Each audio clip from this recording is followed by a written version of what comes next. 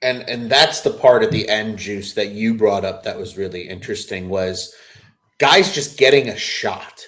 And I think that's where we wanted to steer this conversation of what does that mean for the Cubs now moving forward? If they're in this mindset of guys just getting a shot, are the Cubs maybe going to get more aggressive with some of the names that they start to bring up throughout the year to maybe fill some of these holes? Perhaps it's the bullpen, which has been a clear struggle right now. Perhaps it's the starting rotation. Maybe a guy like Ben Brown just continues to get more role. What do you think about the comment, and kind of where does that take your head in terms of your thought process? Yeah, I thought it was interesting sitting and listening to that.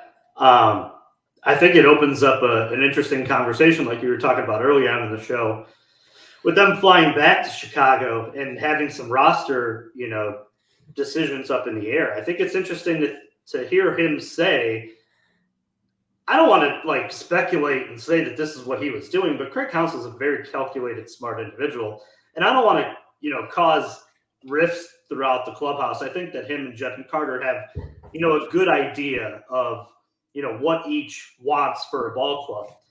But this is one way that a manager kind of pushes or, kind of strengthens his backbone against management, the guys who make decisions, on the roster. And I'm sure they work together, but maybe there's a little bit in there of Craig Counsell throwing it up to Jed Carter and saying, hey, I'm all ears to bring some of these guys up and give them their shot. And I think the most interesting comment in there is maybe it's just giving some of these guys a chance. And the most interesting part of that is the Cubs are stacked down in AAA and in AA as well. I mean, they have a lot of talent and a lot of guys that could be put on this 40-man roster, and some of this fat trimming per se could be done. Mm-hmm. And maybe that's what he's kind of alluding to with that comment. Maybe guys like Ben Brown and Hayden Wesneski today have opened his eyes of, hey man, I know I'm 2 for 2 in this, of bringing a guy up and seeing instant, performance, instant return. And supposedly those are two guys that, they're very talented in Ben Brown and Hayden Wesneski, but they're not the top of the system. They're not Kate Horton. They're not, Matt Shaw. They're not Owen Casey. They're not some of these big names that are doing a lot of amazing things in the minor leagues that maybe it opens up a door for them to have these conversations and go, hey, let's just go young. I can do this as a manager. I can manage young talent. I've done it before. And I'm starting to wonder, Ron, if you remember last year when we talked about having the guys like Mancini and we had Tucker Barnhart, those old roster guys who have been in the leagues for a really long time that just weren't, doing well with the club.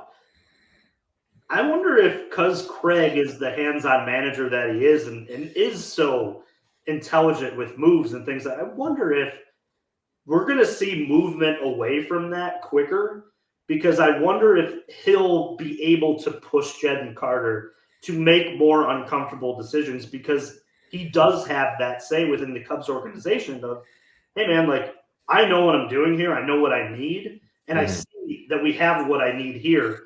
Let's bring some of these guys up. We'll go young, and let's maximize this run here. If we get to the deadline and we have to trade some of these guys, I think ball clubs would appreciate the fact that they've had some major league experience coming into their system. If you did want to trade a Hayden Wesneski or a Ben Brown to net you that front of the line starter or something like that along those lines, I don't think that that's going to happen, but it opens up that door for you. And I think that Craig Counsell looks at things much more broadly than maybe a David Ross did, where he's bingo just along for the ride.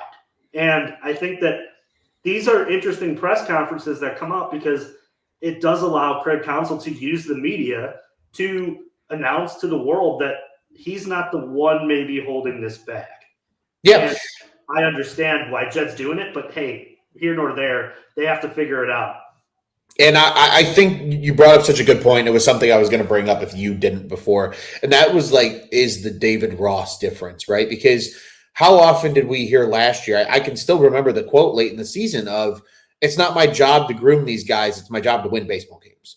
And Craig's taken from the approach of, we're going to need these guys to win baseball games. Like, the roster as it stands is not perfect enough to probably win a World Series.